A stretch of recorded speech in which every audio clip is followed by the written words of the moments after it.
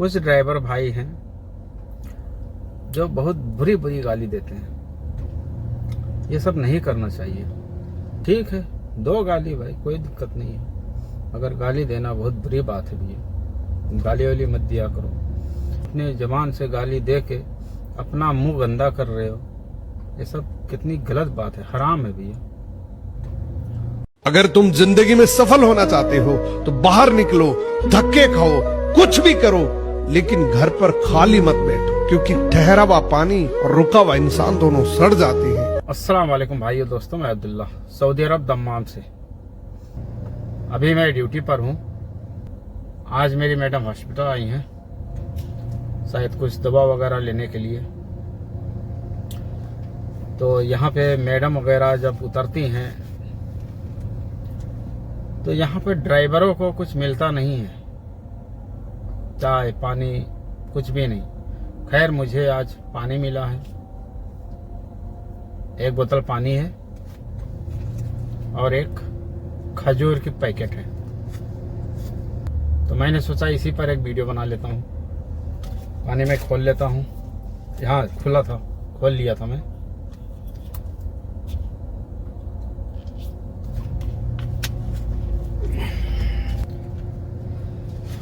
तो मैं खजूर की पैकेट खोल लेता हूँ। ये यहाँ पे कट लगा हुआ है, ये देखिए, यहाँ से खुलेगा, ये देखिए।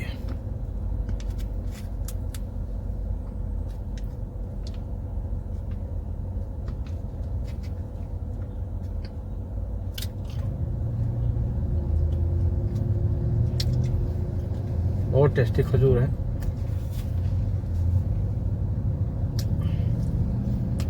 एक पानी, एक खजूर, अल्हम्दुलिल्लाह। बहुत से ड्राइवर हैं, वो बोलते रहते हैं भैया मुझे तो कोई पानी नहीं पूछता है। पानी पूछे या ना पूछे, सैलरी मिल जाए बस। और यहाँ पर पसीना सूखने से पहले सैलरी मिल जाता है, अल्हम्दुलिल्लाह। और खाना पानी देने का वादा इन लोगों का नहीं होता है। अगर कोई दे दे तो उनको अजर सवाब मिलेगा, पुण्य मिलेगा। अगर नहीं देंगे तो कोई बात नहीं, खाना पानी के मोहताज नहीं है, सैलरी मिलता है, हम लोग खरीद के खा सकते हैं। मगर कुछ ड्राइवर भाई हैं जो बहुत बुरी बुरी गाली देते हैं।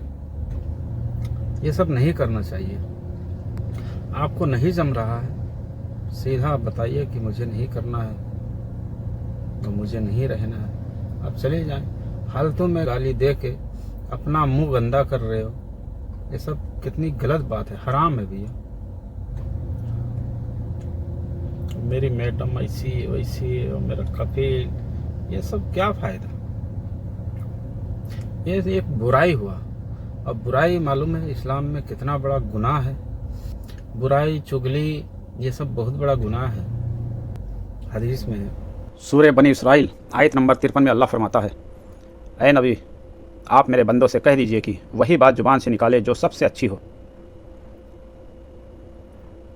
एक तिरमिजी हदीस है, हज़रत अबू अब्दुल्ला जदली कहते हैं कि मैंने आयशा रजी अल्लाह ताला अन्हु से पैगंबर मोहम्मद सल्लल्लाहु अलैहि वसल्लम के आचरण के बारे में पूछा, तो उन्होंने कहा अल्लाह के पैगंबर हज़रत मोहम्मद सल्लल्लाहु अलैहि वसल्लम न गाली देते थे, ना अबशब्द बोलते थे, न वे बाज़ारों में चीखते चिल्लाते थे, और न कभी उन्होंने बुराई का बदला बुराई से दिए, बल्कि वे माफ़ कर दिया करते थे। ये तिरमिजी शरीफ में है।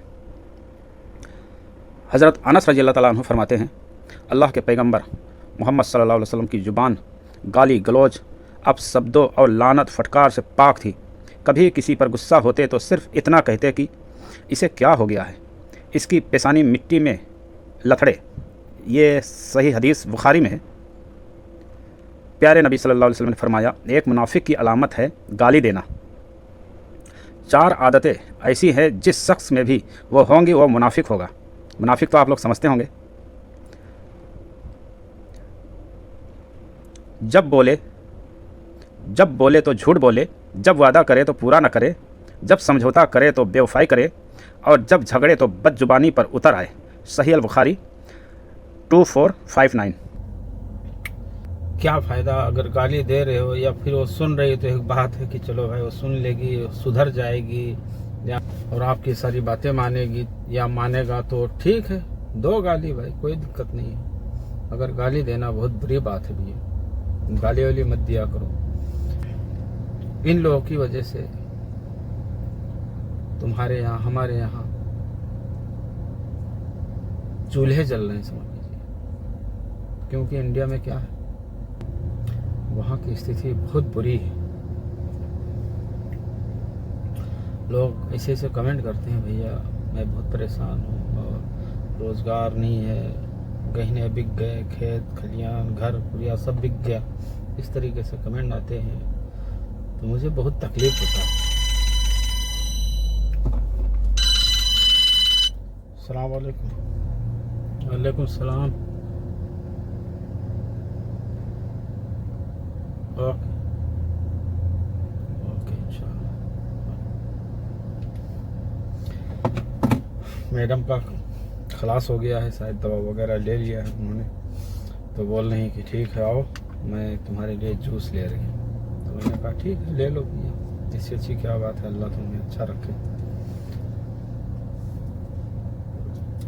तो आज के लिए इतना ही, छोटा सा इन्फॉर्मेशन था, तो शुक्रिया, अस्सलाम वालेकुम। मरे हुए इंसान को भी गाली नहीं देना है, बुरा भला नहीं कहना। इसी तरह फरमाते हैं जो शख्स गाली की इब्तिदा करेगा, दो लोग झगड़ रहे हैं, गाली दे दी, जो शख्स गाली की इब्तिदा करेगा उसके बुनियाद पर दूसरा आदमी उसको जवाब देगा, वो सारी गालियों का जो है अजाब जो उस शख्स को मिलेगा जिसने पहले गाली शुरू की थी, सिवाय इसके कि जिसने जवाब दिया वो ज्यादती ना करे।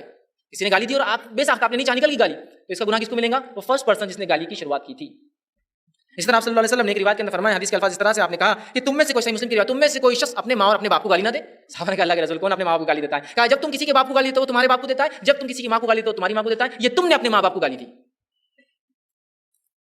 तो गाली देने से परहेज करना चाहिए। मेरे आपके नबी ने फरमाया जब मेरी उम्मत गालियां देने लग जाएगी तो अल्लाह की नजरों से गिर जाएगी।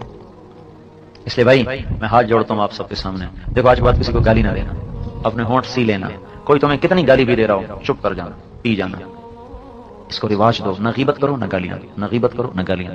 गीबत ने घरों के घर उजाड़ दिए, चुगली ने शिकायतों ने घरों के घर उजाड़ दिए, गालियों ने नफरतों के बीच बखेर दिए। इसलिए भाइयों एक इसको रिवाज देना है, गाली ना दें किसी को। कोई आपको दे दे चुप कर जाओ, जाओ अल्लाह के लिए माफ किया, तो अल्लाह तुम्हें इज्जत देगा, बुलंदियां देगा, वकार देगा। अपने बच्चों को इसका आदी बनाओ, कभी अपने बच्चों से किसी का गिला ना सुनो, किसी की गीबत ना सुनो, किसी की फौरन उन्हें समझाओ नहीं बेटा किसी की बुराई नहीं किया करते, किसी की कमी नहीं बयान किया करते। तो ये बच्चे कल को आपकी ठंडक बने, राहत बने।